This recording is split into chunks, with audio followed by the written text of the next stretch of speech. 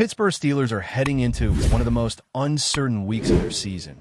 And honestly, it's not just because of their record or the opponent. It's about who's even going to suit up. The injury list has officially gone from concerning to what is happening here. We already knew this defense was dealing with bumps and bruises, but Mike Tomlin's press conference just added a whole new layer of bad news.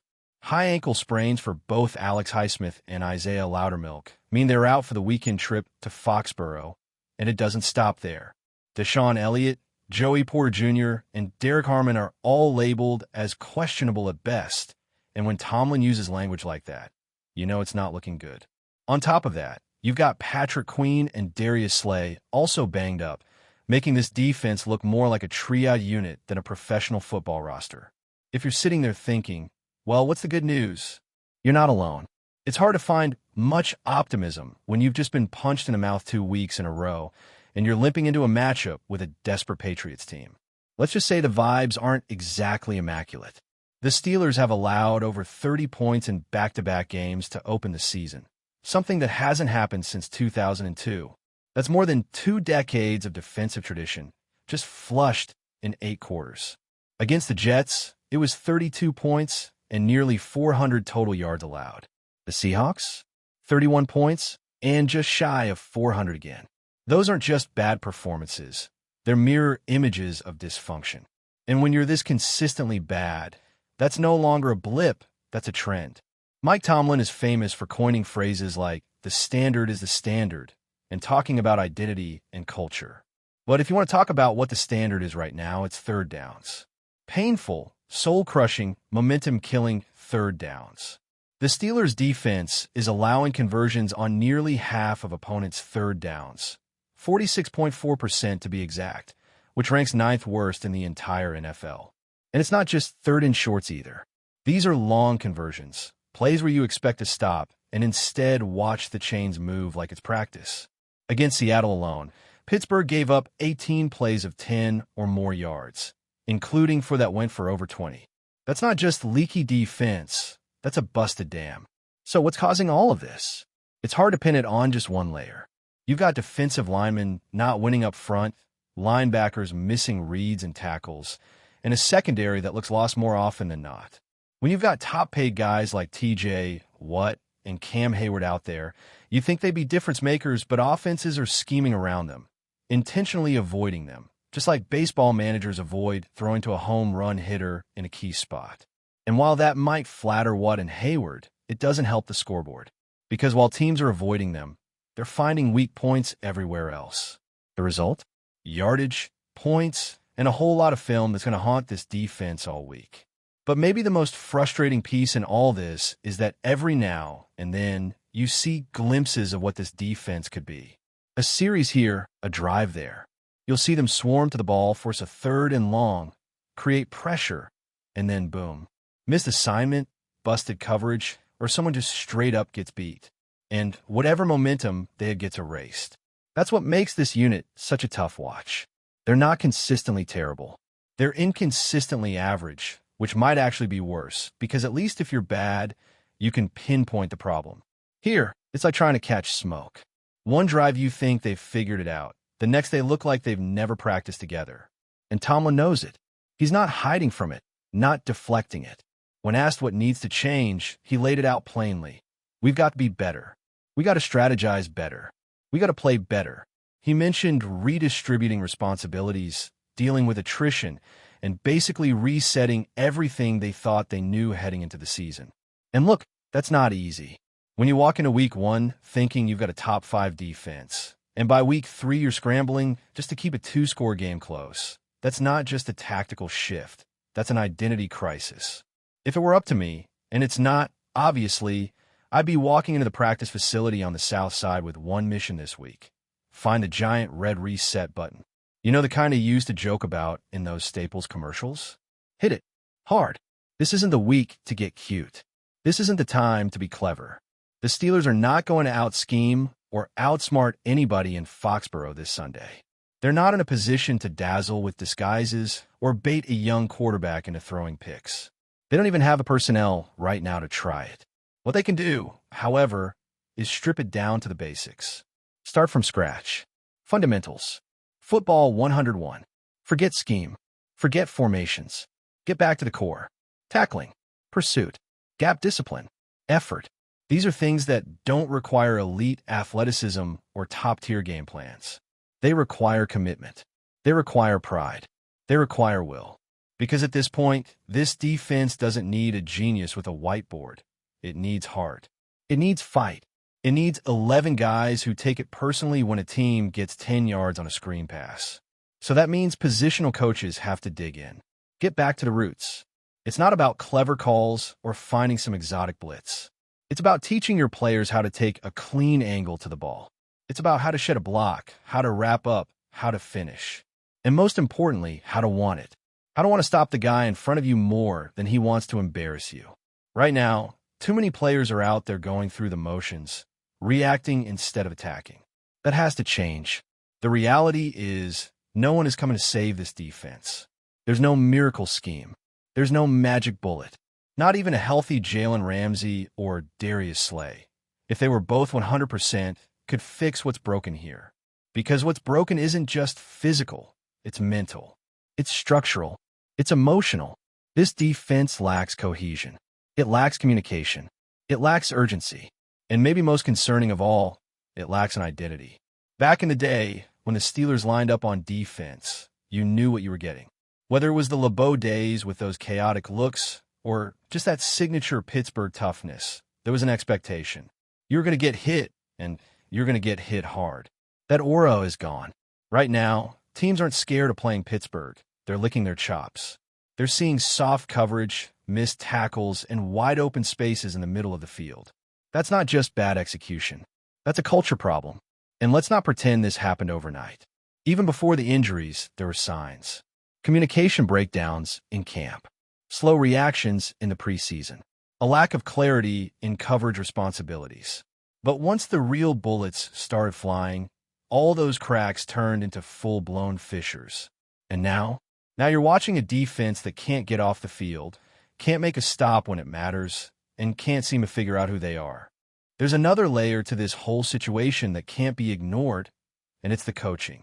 Mike Tomlin has earned the benefit of the doubt over his long career. No one's disputing that. He's been a model of consistency, a voice of stability in a league that chews up coaches like sunflower seeds. But even with all that history, there comes a point where the results demand accountability. And when you're staring at a defense that's this broken, the spotlight eventually shifts from the players to the ones designing the game plans, setting the tone in meetings, and teaching during practice. That means Tomlin, sure. But it also means defensive coordinator Terrell Austin, positional coaches, analysts, the entire structure. Because here's the truth. It's not just that players are missing tackles or blowing assignments. It's that they're doing it in ways that suggest they don't fully understand what's being asked of them. There's a lack of clarity on the field. You see it in the hesitations, in the late reactions, in the missed switches in coverage. And that, more often than not, is on coaching. Teaching the fundamentals is part of the job. Making sure your players not only understand the playbook, but know how to execute it under pressure. That's the job. And when it fails across this many positions, across this many weeks, it's not a player issue. It's systemic. Now, it's fair to point out the massive impact injuries are having. Any defense missing this many starters is going to look different, going to feel out of rhythm. But the best coaching staffs in the league know how to survive those stretches. They adapt. They simplify. They put their remaining players in the best position to succeed. That hasn't happened here. What we've seen instead is a team that continues to line up the same way, call the same types of coverages, and leave the same holes exposed over and over again. Even in the secondary, where big-name additions like Jalen Ramsey and Darius Slay were expected to elevate the group, there's been inconsistency. Slay's had moments, but he's also given up some big plays. Ramsey flashed early with some highlight-worthy moments, but he's also surrendered yardage that shouldn't be happening for a guy of his caliber. And let's not forget, communication between corners and safeties is everything. If that's not airtight, the entire back end collapses. And it has multiple times. Then there's the front seven. You've got Cam Hayward and TJ, two of the most respected defensive players in the NFL. But even they can't do it alone. Offenses are scheming around them, and the rest of the defense isn't stepping up. Linebackers are getting caught in traffic, safeties are late to react, and the interior line is getting gashed on basic run plays. It doesn't matter how much leadership you have. If the guys around you aren't executing, it all falls apart. And that's what we've seen, a collapse. Not just in one quarter or one game, but in multiple phases over multiple weeks. It's reached a point where you can't just chalk it up to bad luck or a rough matchup. This is a trend, a problem, a warning sign. And unless something drastic changes, it's going to get worse before it gets better. That brings us back to the question, what can actually be done in the short term? The first step, as obvious as it sounds, is to simplify everything. Right now, this defense looks confused. Not just overmatched, confused. That's the clearest indicator that the scheme is too complicated for the personnel currently available. Whether it's coverage rotations, pre-snap disguises, or delayed blitzes, it's too much.